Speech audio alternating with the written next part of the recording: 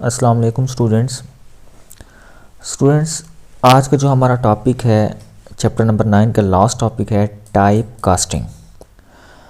Type casting में हमने ये पढ़ना है कि अगर हमें एक टाइप दी हो, मिसाल के तौर पर आपने पहले पढ़ा हुआ है कि आपके पास इंट एक टाइप होती है, फिर फ्लोट होती है, करैक्टर होती है और बहुत सारी टाइप्स होती हैं जो कि सी प्रोग्राम में यूज़ की जा सकती हैं। तो अगर एक टाइप से दूसरी टाइप में जाना हो तो उस वक्त जो कंसेप्ट इस्तेमाल किया जाता है उसको हम टाइप कास्टिंग कहते हैं। यानी कि एक टाइप इंट है और इंट से क्या जाना हो, फ्लोट जाना हो ड्यूरिंग द एग्जीक्यूशन। ये इम्पोर्टेंट पॉइंट है। अगर ड्यूरिंग द एग्जीक्यूशन यानी कि एग्जीक्यूशन के दौरान,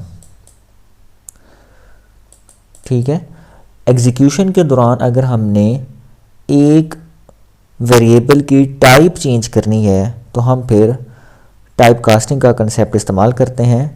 तो इस लेक्चर में हमने टाइप कास्टिंग के बारे में पढ़ना है और इसकी टाइप्स के बारे में पढ़ना है, कुछ एग्जांपल्स हम करेंगे। तो आज का लेक्चर हम स्टार्ट करते हैं। तो सबसे पहले इसकी डेफिनेशन पर हम नज़र डालते हैं कि हमारे पास है कि the process of converting the data type of a value during execution, कि एग्जीक्यूशन के दौरान अगर हमने एक वैल्यू की टाइप चेंज करनी है, कौन सी डाटा टाइप अगर चेंज करनी है, कन्वर्ट करनी है, एक टाइप से दूसरी टाइप में जाना है, तो उसको हम क्या कहते हैं, टाइप कास्टिंग कहते हैं। अब इसकी दो टाइप्स होती हैं। इसको करने के तरीके दो तरह के होते हैं। एक होता है इम्प्लिसिट टाइप कास्टिंग, एक होता है एक्सप्लिसिट टाइप कास्टिंग। तो इसको हम बारी बारी डिस्कस करते हैं, विद एग्जांपल्स इसको डिस्कस करते हैं। पहले है इम्प्लिसिट। क्या है implicit type casting? Is perform automatically by the C compiler. Next जब एक्सप्लिसिट पढ़ेंगे तो वहाँ पर होगा कि सी कंपाइलर ऑटोमेटिकली नहीं करता बल्कि प्रोग्रामर करता है। लेकिन यहाँ पर फिलहाल आप गौर से देखें कि जो इम्प्लिसिट टाइप कास्टिंग होती है वो ऑटोमेटिकली कंपाइलर खुद करता है, ये कोई यूज़र या प्रोग्रामर नहीं करता। दूसरा पॉइंट देखें, the operand in arithmetic operations must be of similar types. क्या होना चाहिए कि the operands in arithmetic operations must be of similar type, कि जो अरिथमेटिक ऑपरेशंस में ऑपरेंड यूज़ हुए हैं वो एक जैसी टाइप के होने चाहिए। मिसाल के तौर पर अगर यहाँ 3 यूज़ हुआ है तो अगर अरिथमेटिक ऑपरेटर्स में, अरिथमेटिक ऑपरेशंस में जो दूसरा हिस्सा होगा, जो दूसरा डिजिट होगा, वो भी एक इंटीजर टाइप होनी चाहिए। ऐसा ना हो कि एक 3 हो और दूसरा हमारे पास क्या हो जाए 10.5, यानी कि ये अब क्या है, इंटीजर है और ये हमारे पास क्या है, फ्लोट है। तो ऐसा नहीं होना चाहिए।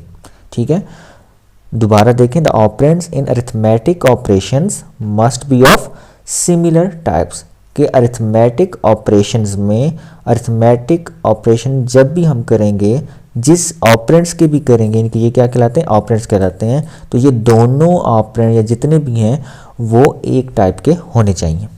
Third point, if the data types of operands are different, अगर तो डिफरेंट है, यानी कि जैसे कि यहाँ पर है ये 3 है, ये 10.5 है, ये इंट है, ये फ्लोट है, अगर तो डिफरेंट है, the value with lower data type, तो जो लोअर डाटा टाइप है वो किस में कन्वर्ट हो जाएगी, हायर डाटा टाइप में। मिसाल के तौर पर जैसे कि ये है, अब यहाँ हमारे पास 3 क्या है, इंटीजर है, और यहाँ हमारे पास 10.5 क्या है, एक फ्लोट है। अगर हम इसकी प्रेसिडेंस देखें कि किसकी हाई है, यानी कि डाटा टाइप के लिहाज से, तो इंट जो है वो लोअर है और फ्लोट जो है वो हायर है। तो लोअर से हायर डाटा टाइप में तब्दील हो जाता है खुद ब खुद ही। अब मिसाल के तौर पर इसी का आंसर आप बताएं कि क्या आएगा, 13.5। अब ये देखें कि हालांकि इसमें इंट भी शामिल था लेकिन किस में तब्दील हो गया है, फ्लोट में तब्दील हो गया है। तो ये एक प्रोग्रामर ने नहीं किया बल्कि कंपाइलर ने खुद किया है। इसके एक एग्जांपल भी सामने हम करते हैं। पहले उससे पहले हम ये देख लेते हैं कि आपको पता होना चाहिए कि सबसे हाईएस्ट डाटा टाइप कौन सी होती है और सबसे लोवेस्ट डाटा टाइप कौन सी होती है। तो ये सामने फ्लो चार्ट बना हुआ है, आपकी बुक पर भी मेंशन है। तो सबसे जो हाईएस्ट डाटा टाइप होती है वो लॉन्ग डबल, फिर उसके बाद डबल, फिर उसके बाद फ्लोट, लॉन्ग, इंट और आखिर में इनके सबसे लोवेस्ट जो डाटा टाइप होती है वो करैक्टर होती है। अभी पिछली एग्जांपल में हमने क्या किया था कि एक इंटीजर की वैल्यू ली थी और एक हमने फ्लोट की वैल्यू ली थी। तो और हमने ये सेंटेंस भी पढ़ा था कि if the data types of operands are different, अगर तो डिफरेंट आ गई हैं, the value with lower data type is converted into higher data type. तो लोअर डाटा टाइप कन्वर्ट हो जाता है हायर डाटा टाइप में। तो यहाँ लोअर क्या थी, इंट थी, और ये किस में कन्वर्ट हो गई थी, फ्लोट में, इनके हायर में। एक एग्जांपल हम डिस्कस करते हैं। Suppose x is an integer variable. एक x हमारे पास कौन सी डाटा टाइप है, इंटीजर वेरिएबल है, और y हमारे पास क्या है, लॉन्ग वेरिएबल है। अब दोनों की देखें टाइप क्या हो गई है, डिफरेंट हो गई है। यहां पर वो क्या कर रहा है, x प्लस वाई, यानी कि दो वेरिएबल हैं x और y, दोनों की जो टाइप है वो चेंज है और लेकिन हो प्लस रहे हैं। In the above expression data type of x is lower, यानी कि इंटीजर क्या है, लोअर डाटा टाइप है, किसकी निस्बत, y की निस्बत, यानी कि y की क्या है, हाई है, x की क्या है, लोअर है। So the value of x will be converted into long. लिहाजा हमने पीछे पढ़ा कि लोअर डाटा टाइप किस में कन्वर्ट हो जाती है, हायर में। तो लिहाजा जो x जो लोअर वाला है वो कन्वर्ट हो जाएगा किस में, लॉन्ग में। जब भी एक्सप्रेशन को हम टेस्ट करेंगे, एवेलुएट करेंगे, उसकी कैलकुलेशन करेंगे। The data type of x is not change. Type x की चेंज नहीं होगी, बल्कि क्या होगा, only the data type of value of x, बल्कि x की जो वैल्यू है वो चेंज होगी। कब, जब हम प्रोग्राम को या एक्सप्रेशन को एग्जीक्यूशन की तरफ लाते हैं, एवेलुएट करते हैं। नेक्स्ट हमारे पास है एक्सप्लिसिट कास्टिंग। इम्प्लिसिट में हमने ये देखा कि ऑटोमेटिकली कंपाइलर के ज़रिए से होता है, लेकिन यहाँ पर क्या है, प्रोग्रामर के ज़रिए से होता है। Explicit casting is perform by programmer, यानी कि जो यूज़र है, जो कोडिंग कर रहा है, जो प्रोग्रामर है, ठीक हो गया, वो एक्सप्लिसिट कास्टिंग कर सकते हैं। कैसे करते हैं, ये हम एग्जाम्पल और सिंटैक्स भी इसका देखते हैं। It is perform by using cast operator. इसमें जो ऑपरेटर यूज होता है, जो हमने पीछे भी पढ़े थे, लिहाजा कास्टिंग के लिए भी कास्ट ऑपरेटर चाहिए होगा, तो कास्ट ऑपरेटर उसको कहते हैं। The cast operator tells the computer. ये कास्ट ऑपरेटर को जैसे ही यूज करते हैं तो इसका काम ये होता है कि ये कंप्यूटर को बताएगा कि उसने डाटा टाइप को कन्वर्ट करना है, उसकी वैल्यू को, यानी कि उसकी वैल्यू की डाटा टाइप को कन्वर्ट करने। कब पता चलेगा, जब हम कास्ट ऑपरेटर यूज करेंगे। इसका जो सिंटैक्स है, इनके सी लैंग्वेज में लिखने का जो तरीका है, सबसे पहले में हमने टाइप लिखनी है, कौन सी टाइप है, कौन सी टाइप में हमने कन्वर्ट करना है, और आगे एक्सप्रेशन हो सकता है, x प्लस वाई हो सकता है, y प्लस जी हो सकता है, कोई भी एक्सप्रेशन हो सकता है, ठीक है। और एंड पर हम सेमीकोलन का इस्तेमाल करते हैं। इसकी एक एग्जांपल देखते हैं कि हमारे पास दो वेरिएबल्स हैं।